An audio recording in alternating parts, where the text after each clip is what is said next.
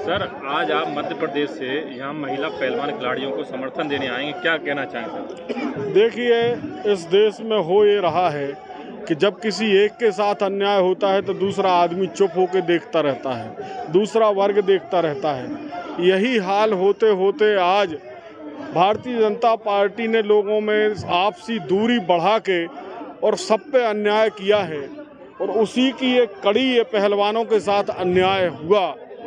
और supreme court के आदेश के बाद एफआईआर तो दर्ज हुई, लेकिन भारतीय जनता पार्टी के तथाकथित गुंडा जो है जो सांसद के खिलाफ आज तक कार्रवाई नहीं हुई है।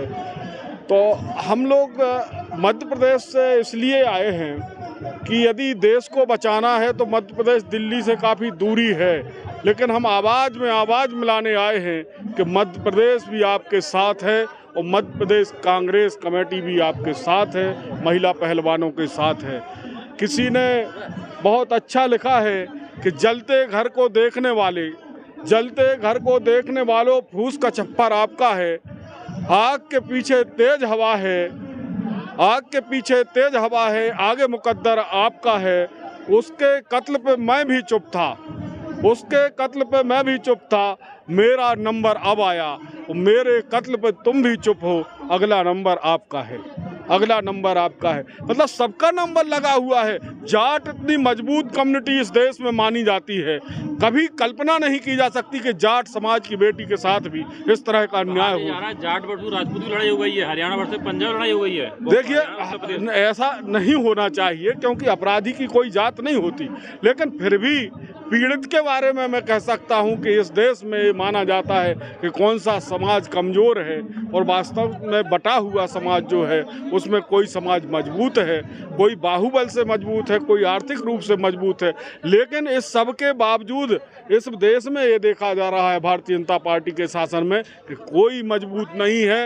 ये हिटलर शाही सोच के लोग आज भारत की सरकार इनकी है और भारत के ऊपर काबिज हैं, भारत की सत्ता पर।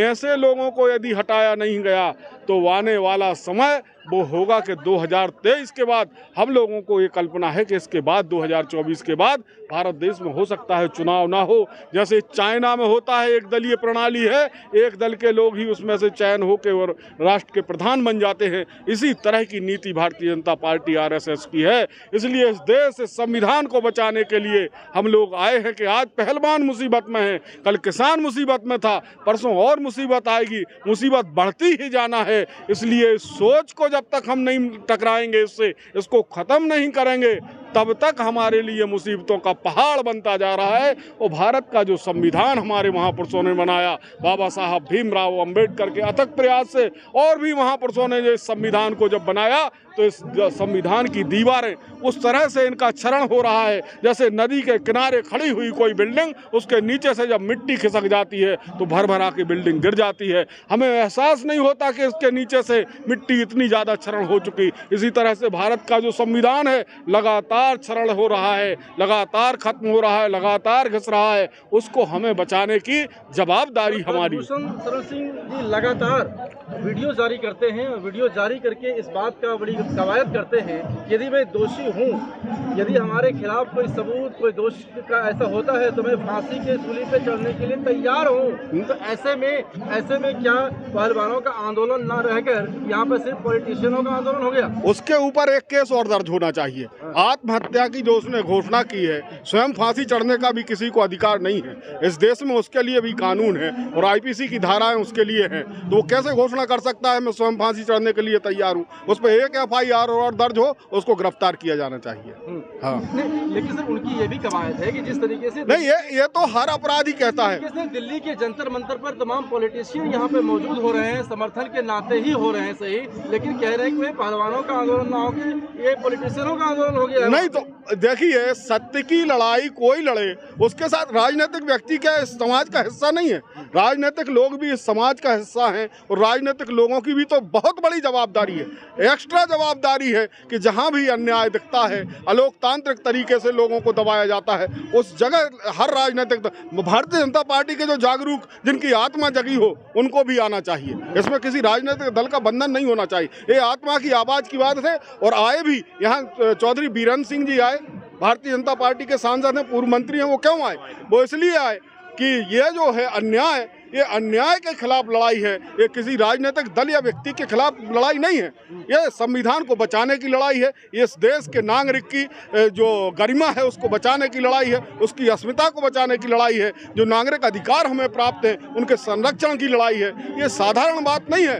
इसके लिए हम दल की कोई सीमा नहीं रखना चाहिए किसी को, और सारे लोगों को आना चाहिए। लेकिन सर, जिस तरीके से पहलवान यहाँ पे दिल्ली में बैठे हुए हैं, तो वैसे में जब ब्रजभूषण शरण सिंह जो उत्तर प्रदेश से आते हैं और वहाँ के जो पहलवान हैं वो सभी उनके सपोर्ट में हैं, ब्रजभूषण के सपोर्ट में हैं, और वो कहते हैं कि हमारे लिए ये भगवान है। नहीं तो देखिए, कुछ लोगों को कुछ समय के लिए गुमराह किया जा सकता है, ज़्यादा लोगों को और कुछ समय के लिए गुमराह किया जा सकता है, अधिक समय तक कोई गुमराह नहीं रहेगा। आज हमारे भाई वहाँ उस तरफ खड़े हैं, तो ऐसा इस दुनिया में होता रहता है। कई बार लोग सत्य को नहीं समझ पाते। यदि सच्चाई को समझना है तो गिरफ्तारी दे के भारत के कानून का पालन करना चाहिए। एक सांसद की बहुत बड़ी जवाबदारी है भारत के संविधान का सम्मान करना और पालन करना। उनको गिरफ्तारी दे के और वहाँ पुलिस से बात करें। आम जनता या वीडियो बनाने से थोड़ी कोई, ये कहाँ का कानूनी अधिकार है? कौन सी बात है इसको कि आप वीडियो जारी करें? कहाँ लिखा है संविधान में? ये कोई बात जैसे पॉक्सो एक्ट के तहत तुरंत उस पर कार्रवाई पॉक्सो एक्ट में अभी तक नहीं हुई, क्या कारण? क्या पार्टी की वजह से ही नहीं हो रहा? पूरा देश, और देश नहीं है, पहलवानों का मुद्दा बनने से अंतर्राष्ट्रीय मुद्दा आज बना हुआ है कि केवल राजनीतिक संरक्षण के कारण ब्रजभूषण शरण सिंह की गिरफ्तारी नहीं हो रही है। तत्काल पॉक्सो एक्ट में गिरफ्तारी होना चाहिए, परंतु आज तक गिरफ्तारी ना होना ये दिखाता है कि ये भारत में जो सरकार बैठी है ये बहुत गंदी सोच के लोग हैं, और ये भारत के संविधान को खत्म करने वाले, ना मानने वाले लोग हैं। 30 करोड़ रुपए की बात करते हैं। ब्रजभूषण कहते हैं कि 30 करोड़ रुपए हमने पहलवानों के ऊपर खर्चा किया है। इनको रहने में, खाने में, फ्लाइट का खर्चा, तमाम तरह के होटलों में रखवाने की सुविधा हमने अपने पैकेट से किया है। तो क्या कोई इस तरीके से कर सकता है अपने बच्चों के साथ? नहीं, देखिए, लोग होटलों में खर्च करते, अन्य जगह खर्च करते, जिनके दिमाग में खराबी हो तो वो भी तो लोग जिसकी जितनी औकात है वो खर्च करते हैं। तो उसका मतलब ये थोड़ी होता है वो कोई उनके मन में गंदी योजना होती है तो उसके लिए दूसरों के ऊपर खर्च भी किया जा सकता है। इसमें खर्च किया है इसका मतलब ये नहीं है कि आपकी सोच गलत नहीं है। गलत सोच के तहत आपने किया हो, आपके दिमाग में पहले से कोई ऐसी चीज़ें रही होंगी तब तो आपने ये किया।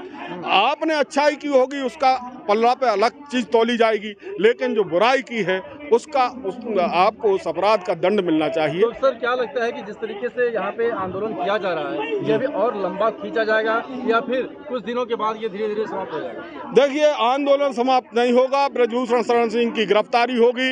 मध्य प्रदेश से हम लोग और बड़ी संख्या में आएंगे और इस आंदोलन को समर्थन देंगे, और मध्य प्रदेश के गांव-गांव में भी इस आंदोलन को हम लोग चलाएंगे और भारतीय संविधान को बचाने और इस अन्याय के खिलाफ आवाज़ उठाने का काम हम लोग करेंगे। खिलाड़ी हमारी बहनें हैं, उन बहनों का जो अपमान हुआ है उस अपमान का हमें दुख है, और उसके खिलाफ उनका जो आंदोलन है उसका हम समर्थन करते हैं।